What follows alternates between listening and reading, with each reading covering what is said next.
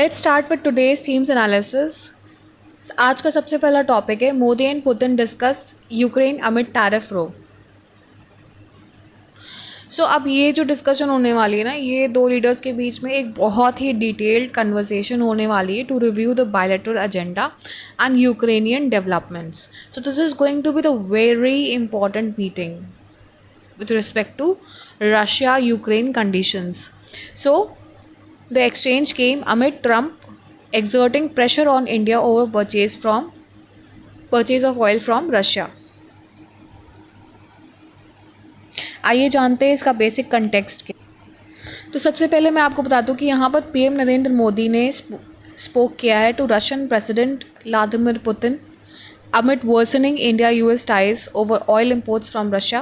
So the discussion held days after US President Donald Trump doubled the tariff, that is up to 50% on Indian goods for purchasing Russian crude oil despite Ukraine conflict. So if we talk about the key points, सबसे पहला purpose of the call क्या है? To review the bilateral agenda. दूसरा discuss Ukraine conflict. और तीसरा prepare for Putin's upcoming visit to India for the 23rd annual India Russia summit. Next is bilateral agenda क्या है? Strengthening India Russia special and privilege strategic partnership. दूसरा enhancing cooperation in strategic economic and defence sectors. Then US pressure tactics की अगर हम बात करें, so tariff seen as leverage to push India for a breakthrough in Ukraine resolution. So US seeking more favourable trade terms with India. Accusations by US President about India-Russia relations harming the global peace. India's stand on Ukraine क्या है? Consistent position for peaceful resolution through dialogue and diplomacy.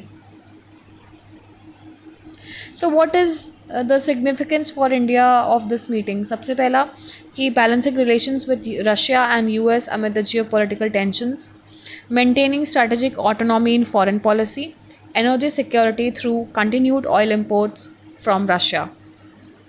Now if we talk about the UPSC relevance, GS paper 2 की अगर हम बात करें तो international relations के context में जो इंडिया रशिया टाइज़ है, इंडिया यूएस टाइज़ है, जो कि टेंशन्स हो रहे हैं, ट्रेड टेंशन्स हो रहे हैं, उससे रिलेट कर जाता है।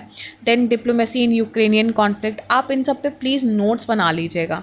एक हेफ्टी नोट्स रहेंगे ना, हैंडी नोट्स रहेंगे, शॉर्ट नोट्स रहेंगे, तो if the answer comes you will have a brief idea of what to do and what not to do. So GS paper 3 की अगर मैं बात करूँ, economic implications, impact of US tariffs on Indian exports, ये GS paper 3 context में। Then SA और IR में strategic autonomy in Indian foreign policy. Now this is very important topic, that what is the strategic autonomy in Indian foreign policy. If we talk about the probable questions, तो सबसे पहला आपका आ जाता है prelims में। तो prelims में भी बहुत एक स्टेटमेंट वाइज क्वेश्चंस आ सकते हैं with India Russia special and privilege strategic partnership. उसके जो भी क्या कहते हैं स्टेटमेंट्स है वो आ सकते हैं। सो स्टेटमेंट वाइज क्वेश्चंस आ सकते हैं इसमें। दूसरा मेंस अगर मैं बात करूं तो उसमें जीएस पेपर 2 में आ सकता है, discuss the challenges and opportunities for India in balancing relations with Russia and US amid the Ukrainian conflict. ऐसे में तो ऐसे डायरेक्ट नहीं है, indirectly they can give a quote, और तब आप उसमें इंडिया रशिया का एग्जाम्पल साइट कर सकते हो। सो नेक्स्ट आपका टॉपिक है with tariff India's growth rate needs a careful watch. यहाँ पर जो यूएस ने रेसिप्रोकल टैरिफ्स लगाए 25% के, उसके ऊपर बात हो रही है। आइए देखते हैं इसका बेसिक कंटेक्स्ट क्या है। The US imposed 25% reciprocal tariffs on Indian exports that are effective from August 7. Additional 25% penal levy on imports from India due to continued Russian oil imports by India. So this aimed at reducing US trade deficit with India. India US trade snapshot की अगर मैं बात करूँ तो India runs a merchandise trade surplus with US around $41.8 billion in 2024 to 25. So US is focusing on reducing the imports from India and targeting oil imports from Russia indirectly. What is the impact of the reciprocal tariff? सबसे पहले जो current account deficit है, that is estimated to increase from 0.6% to 1.15% of GDP. जो कि 2024 और 25 के projection से पता चल रहा है। अब जीडीपी ग्रोथ की अगर मैं बात करूँ तो पॉसिबल डिक्लाइन हो सकता है कहीं ना कहीं अराउंड 0.5% का इन 2025 टू 26 में। फिर एक्सपोर्ट्स की अगर मैं बात करूँ, higher cost reduce competitiveness affects agriculture, elite sector and MSMEs. So inflation possible rise due to costlier imports and reduced export warnings. So this is also a violation of World Trade Organization principles of free and fair trade. Now next, impact of penalty levy, जो additional 25% penalty लगी है on the as a non tariff barrier on crude oil imports from Russia, वो उसके बारे में बात हो रही है। This may force India to source oil from costlier alternatives affecting energy prices and trade balance. So this could worsen the current account deficit and inflation. Now if we talk about the possible mitigation strategies, तो negotiations की अगर मैं बात करूँ तो use the penalty phase as leverage to conclude pending US trade deal. दूसरा, export diversification, explore EU, UK and other major markets, ongoing negotiations. तीसरा, tariff adjustment की अगर मैं बात करूँ, impose reciprocal tariffs on US imports selectively. And चौथा, domestic support, aid MSMEs and sectors severely hit by the tariffs. Now what are the caveats and considerations? Exchange rate violations due to global trade tensions, impact from other countries' retaliatory tariffs. Positive side, new trade agreements with European Union or UK could offset the losses. Next आपका topic है industrial accidents, the human cost of indifference. अब इसके basic context की अगर मैं बात करूँ तो let's move on to the next slide. So in last 5 years, over 6,500 workers have died in the industrial accidents in India's factory, mines and construction sites. Many in unregistered or informal units. Frequent incidents such as 2024 का जो Sigachi industries explosion हुआ था in Telangana and Tamil Nadu, firecracker disaster. This highlighted the system negligence, lack of safety clearances, training, firefighting systems and accountability. So migrant and contract workers are most affected. Their deaths often ignored due to the socio-economic statuses.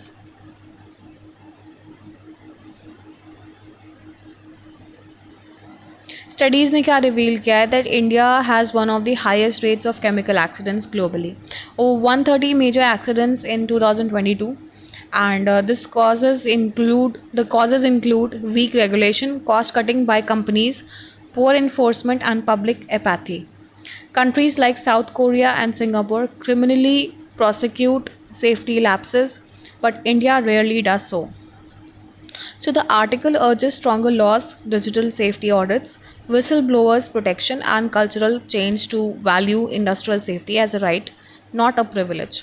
Now if we talk about the probable questions, तो सी prelims में तो नहीं आ सकता ऐसा कुछ, but mains में आ सकता है। Examine the causes and policy gaps in preventing industrial accidents in India, suggest the reforms.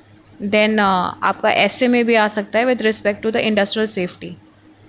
सो ये डायरेक्टली नहीं पूछेगा, इनडायरेक्टली आपको कोई कोट उठा के दे लेगा और उसी में आपसे बोलेगा। सो आप अगर इस पर एक ऐसे टाइप का या नोट्स टाइप का प्रिपेयर कर लोगे विद कीवर्ड्स, तो that would be helpful to you. You know, keywords and making notes on such articles always helps you. So this is very important. Next है आपका voter registration problems, demand systematic solutions by ECI.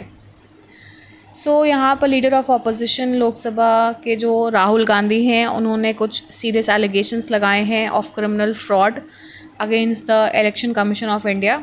ठीक है, this one is also a part of the previous one. अब हम चलते हैं इसके summary पे, इसको जो समराइज़ करके जो भी कंटेक्स्ट इसका निकलता है उस पर हम डिस्कशन करते हैं। अब बात करते हैं, ये आर्टिकल जो है ये डिस्कस करता है बाय राहुल गांधी, जिसने एलिगेशंस लगाए हैं on election commission of India regarding large scale voter registration irregularities in the Mahadevapura assembly segment, जो कि बैंगलोर सेंट्रल लोकसभा है, कॉन्स्टिट्यूएंसी है। उसकी बात हो रही है यहाँ पर इन द 2024 का जो इलेक्शन हुआ था उसमें. So Gandhi claimed over 1 lakh fake votes were created with patterns like multiple registrations within a consistent constituency, identical EPIC numbers across the states, and large clusters of voters at the same address. So he alleged that these discrepancies were a part of strategy to befit BJP in marginal seats, though no direct proof of collusion was presented. अब ECI ने defensively इस पर response किया है, demanding the evidence under the oath and attributing discrepancies to political parties, failure to flag them during the registration. The article criticizes ECI's reliance on self-declarations, lack of robust verification, and release of bulky, non-researchable data formats, which hinder the scrutiny. So Mahadevapura case जो है वो underscore करता है the need for comprehensive electoral rolls reforms through reliable door to door verification. The ECI Special Intensive Revision in Bihar aims to address such concerns, but has faced issues like wrongful deletions, particularly of the migrant males and marginalized women.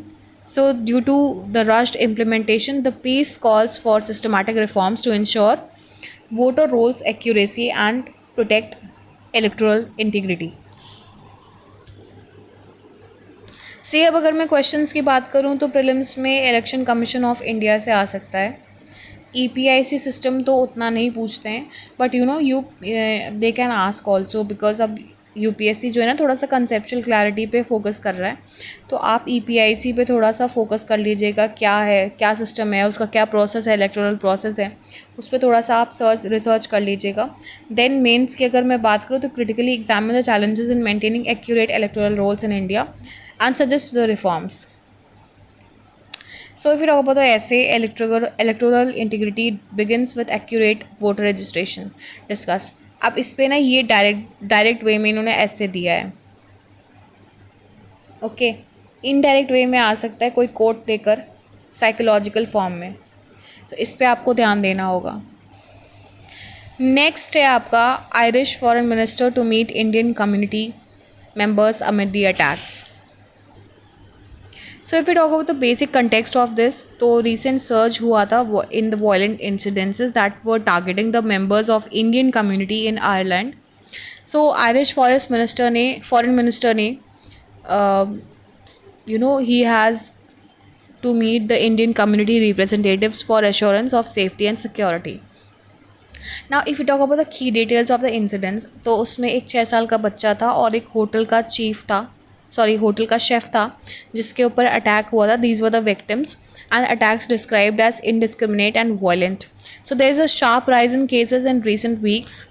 Now if we talk about the Irish government response, public statement condemning racism and xenophobia,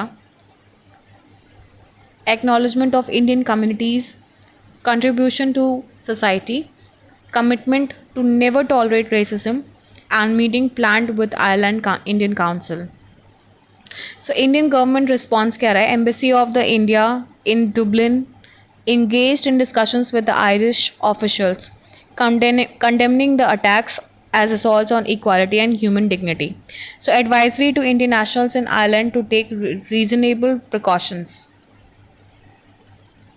Now if we talk about the diplomatic significance, तो bilateral engagement to address the diaspora safety and highlights importance of diaspora of India's foreign policy. ये इसका diplomatic significance है जो कि GS paper 2 में आ सकता है. UPSC रिलेवेंस में ये देख लीजिए, ये टॉपिक्स हैं. Similarly international relations. Now if we talk about the probable questions, तो मेंस प्रीलिम्स में ये नहीं आएगा. मेंस में ये क्वेश्चंस आ सकते हैं कि रोल पूछ सकता है इंडियन डायस्पोरा का in shaping the bilateral relations. And ऐसे में भी नहीं आएगा. ऐसे में नहीं, रेसिज्म एंड उस पर आ सकता है, रेसिज्म एंड जेनोफोबिया पे आ सकता है. सो ये जो की वर्ड्स हैं इसको ज़रूर कंसेप्चुअली आप प्रिपेयर कर लीजिएगा.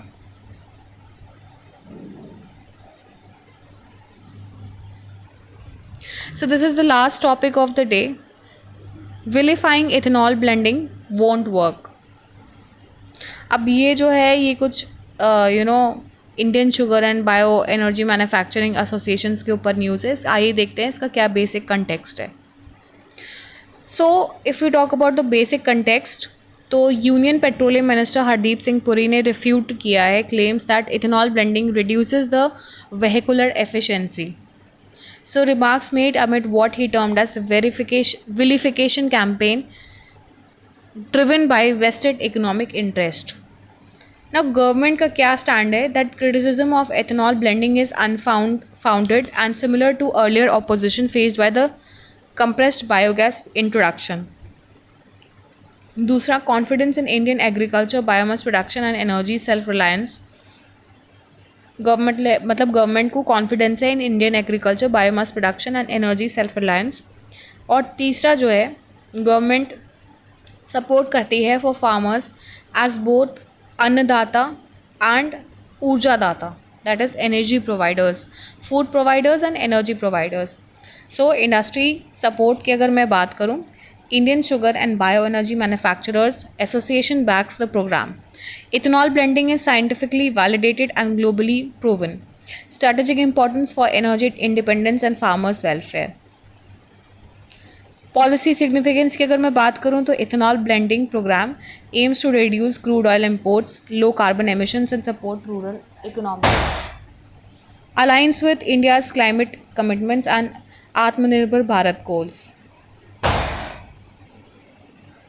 अब यूपीएससी के रेलेवेंस में मैं अगर बात करूँ तो ये आप देख लीजिए, ये रेलेवेंस है इसका, energy security, biofuels, sustainable development, climate change mitigation etcetera.